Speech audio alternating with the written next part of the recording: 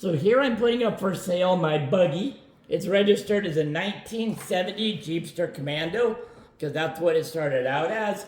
This was originally built by Craig Stump and his boys for competition back in the early 2000s. So he started competing with the Commando, and the more the Commando that got messed up, he chopped more and more off until eventually this is what he ended up with. Still has a tiny little bit of that original vehicle, about 18 inches of the original frame, plus a little bit of the cowl and the gas and brake assembly. Pretty much all the rest has been completely rebuilt since then. It's got aluminum panels on it. All the tube is 1.5-inch chromoly, and so it's a very, very lightweight rig. Even with water in the tires, still weighs less than about 3,000 pounds. This was built to the ultimate spec of what Pro Mod class would be in Rock for when Craig was competing up until the early 2010s.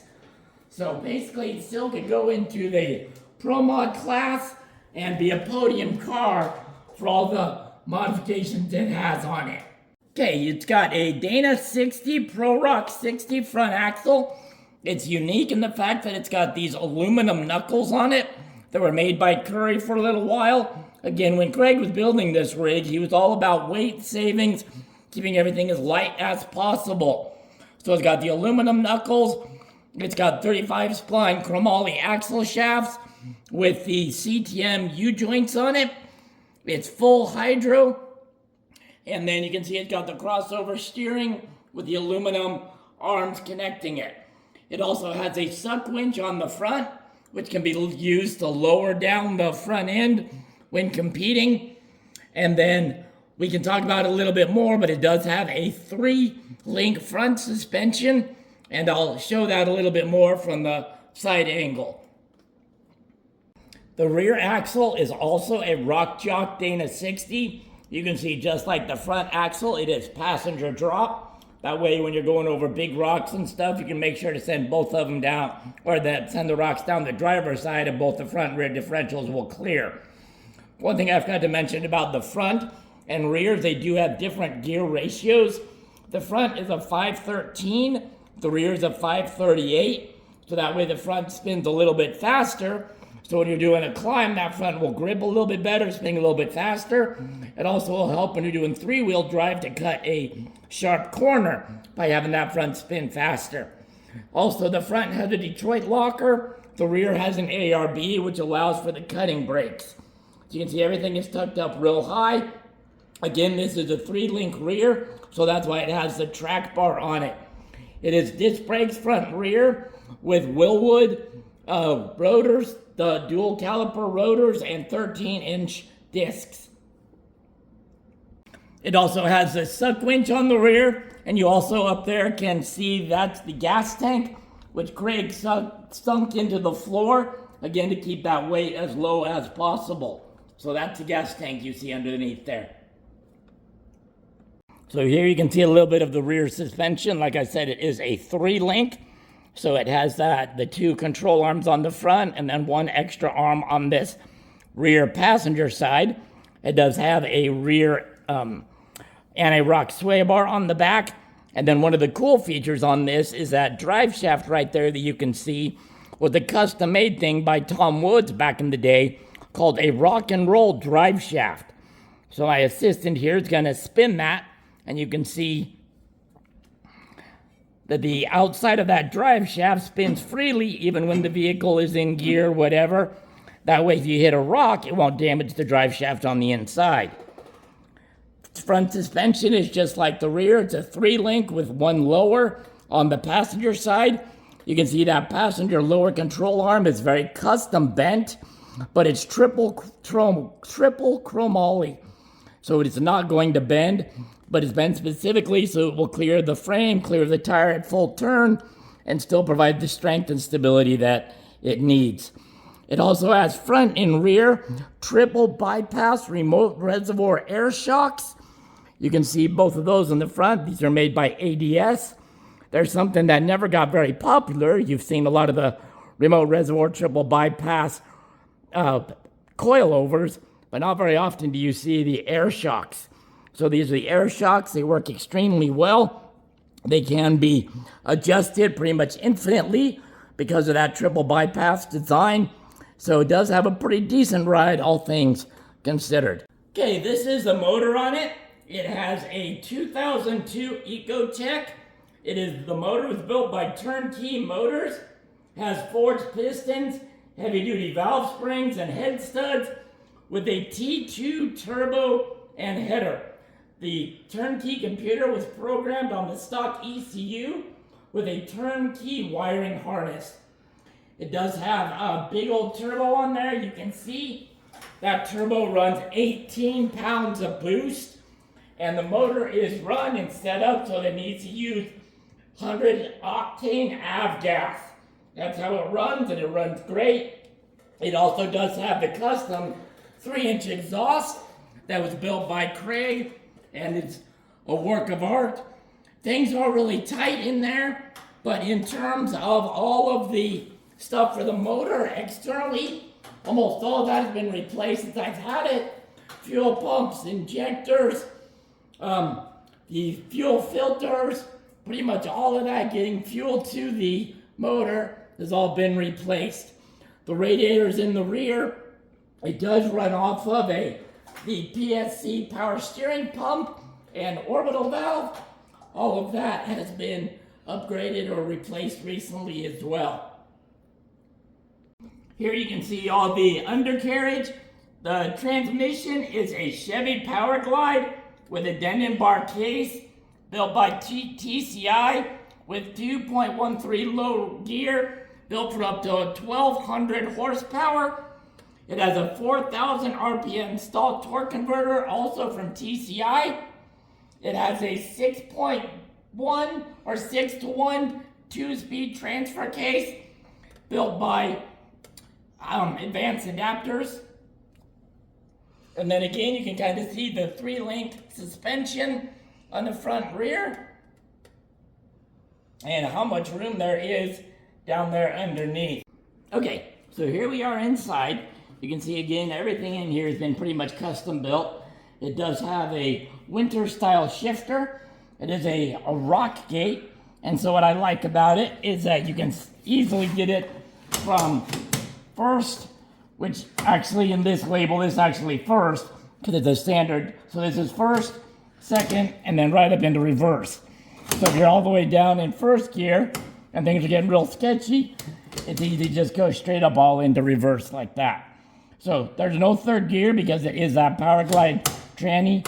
So first, second, and then you got up here reverse, neutral, and then park, just like that. So I really like that, simple and easy. It used to have some manual cutting brakes right here, but I actually took them out because it was hard for me to do it. I will be including those with the buggy if you want to put the manual back in. But right now, these are the cutting brakes right here. They're electronically controlled little switches. So this will cut the rear driver and rear passenger. They can just push those down like that. This right here is the locker for the rear because it's got the ARB in it. So that turns the locker on. And this other top one was actually for a transmission lock, but that one's not working right now. Down here, again, I made everything simple and easy for me because with my disability, I need to have everything handy. So this is the ignition. I'll show you how to do that in a second. And then this one right here is the ARB, turns the ARB compressor on. This is the rear suck winch, and this is the front suck winch. So everything's right here, nice and easy. You got the transfer case shifters over here. There's a rear axle and the front axle. The rear is in gear right now, and the front is in neutral. Down is high range, and forward is low range. Now down here, we've got the gas and brake assembly. The gas pedal fell off not too long after I bought it, and I never put another one back on there, because frankly, it's just easy for me to use without having a pedal on it. And then I wanted a big brake pedal, so I went ahead and welded a big brake pedal to it, and so that way, I can just get my foot up on there, or if I need to, I can get both feet on there to do the brake pedal. Under here, you can see on the firewall, it does have the VIN. That's the VIN from the 1970 Jeepster Commando. And so you can register it under the street legal UTV law in Utah, which is really nice. Okay, the dashboard is pretty simple. It doesn't have a whole lot going on the dashboard. This over here is the tranny temp, and then on this side is the motor temperature. And then you've got a couple switches up here. This switch right here locks in the fans for the transmission, or excuse me, for the power steering. And then this is the lights that are on the front. This light right here, when it goes on, that indicates the rear locker is on. And then this right here is just the light for when it's getting ready to start. Then on this side, it's got two that Craig basically only used for tuning. It's got one that shows vacuum boost and one that shows fuel pressure. The fuel pressure one, the little needle fell off, so somebody might be able to replace that, but for me, not that big of a deal. Originally, the ignition and the, or excuse me, not the ignition, but the rear locker and the transmission brake were up here, which if you want, you can move them back too, but for me, again, I like everything nice and cozy up here. It does have the 5-point harnesses in here, which make everything nice and safe. And again, there is plenty of headroom, as you can see. I'm not real tall. I'm about 5'9"-ish, and there's plenty of room above me, and I actually raised the seat up because I wanted to have a little bit better view. So if somebody's tall, they can raise it down. You got a big belly. There's plenty of room between the steering wheel. So I think somebody easily over 6 foot could drive this with no problem. So one of the other things that I had done, again, just to make my disability and things easier, is we actually cut a door into it. So you can see this opens. This is all the original chromoly. It matches just like the other side. We just cut it down a little bit, so it swings all the way open. It stops right there, and then it comes down and latches. You can see it's got this little end piece right here that pulls back with this, and then locks into the hole in the tube right there. It's all held together. Over there with a little piano hinge. That's really strong. It actually can support a lot of the weight on here. Okay, with my hands, it's hard for me to get latched in here, but here's basically how it goes. It just pulls back and then goes all the way in, and you can see it's got a nice tight fit there. I put this little pad on because that's where my knee rubs, but that's how it locks, and I've rolled the buggy a couple times, and it works just fine. And then to open it, the exact same opposite. You just pull that back. Sometimes if you lift a little bit, and then it opens up just like that. So pretty simple and easy in that regard. One thing about the back that I like, that's nice and clean, it's got that aluminum floor, so there's quite a bit of room back there, so you can easily fit a cooler in there. I've had a milk crate back there, and I carry extra fuel with me when I go on the trail, because it's only a 5-gallon fuel cell, so it does go through fuel pretty quick. But you can see the fuel cell in there is flush mounted in the bottom, so it does leave a lot of open room. It's easy to get to. It's also got the radiator back there with the dual fans on it, and keeps everything nice and cool back there.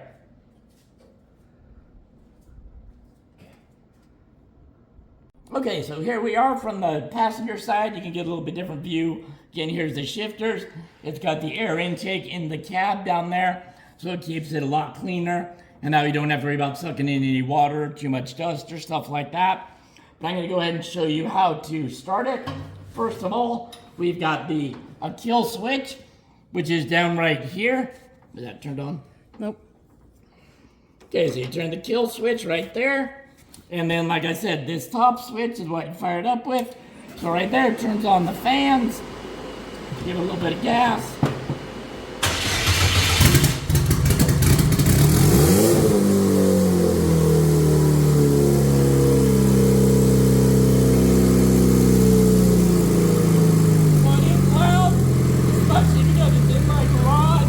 Okay, so one of the cool features about this, it actually has hydraulics on all 4 corners.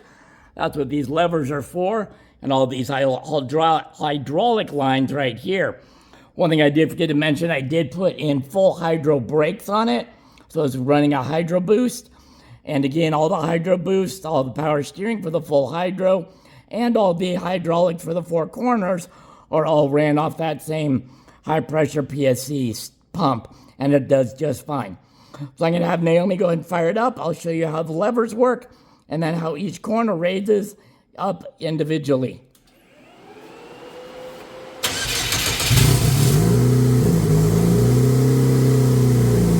Push 1, forward. The far left one, do the far left one. Far left, yep, that forward. And then backwards. Do it again. Forward. Backwards.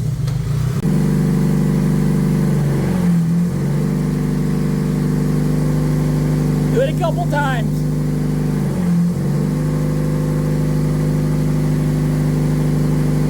Again. Down. Okay, you can also see it'll raise up both fronts at the same time.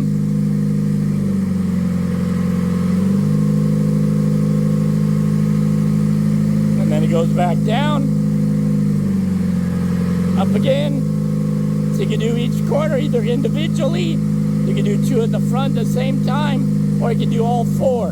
And you can even drive it around and lift it all the way up if you need to as well.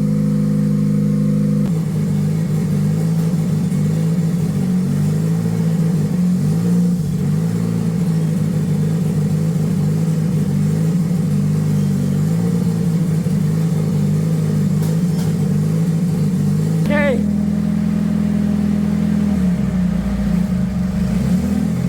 Down. Up. Down. So there you go, that's how that works. Okay, one other thing that I did to this is because it was hard when I was doing competitions to be able to go all the way lock to lock with the steering. So I actually added in a rear steer hydraulic setup to control the front axle. Open up the door a little bit. So you can see it's kind of a tight fit in there, but it's got this joystick that goes back and tries into the hydraulic lines. That actually just pops right off there when you're not using it. So you could leave it on there and never use it and it would be just fine. Or it could easily be made into a rear steer application if you wanted to do that. Because of where I had to mount it and doesn't go sideways, it goes front and back. So push it forward. So that turns driver, and then pull it back. That turns passenger. So I'll go ahead and fire it up and show how that works. But for me, this was great because I could use my left hand for steering and then just put my right hand on the shifter to be able to shift it in and out of gear and whatever I needed. So I'll go ahead and have Naomi fire it up.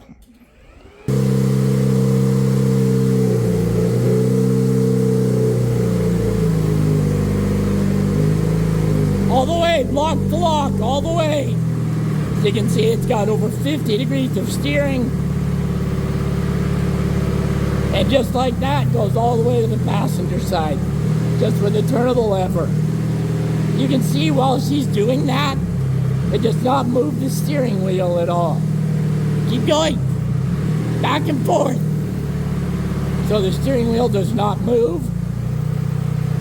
Okay, now turn the steering wheel. And you can see seamlessly she can go back and forth. So she can either use a joystick or the steering wheel. So currently it has on the 40-inch sticky trepadors. So these tires still have a lot of life in them. They're real great tires. Obviously people know them and love them. It also has a set of 17-inch Walker Evans polished aluminum wheels. These actually are the very first set of polished wheels that Walker Evans ever made. Made them specifically for Craig, just like John Curry is the one that actually made the axles. So it has a lot of history in it. The rig is a 108-inch wheelbase. It also has, like I said, about 3,000 pounds total with water in the tires. Front axle has about 50 degrees of turning. It really is a great rig. All in all, the only reason I'm selling it is because with my disability, it's just more capable than I am. So I need somebody that basically is gonna love it, care for it, use it, have fun with it, hopefully respect its history, and go out and enjoy it. I just can't do it to the point that it should be. So, if you think you might be interested, reach out, let me know. Love to see you go to a good home. Thanks for watching. Remember, follow the Gimpy Jeep Guy.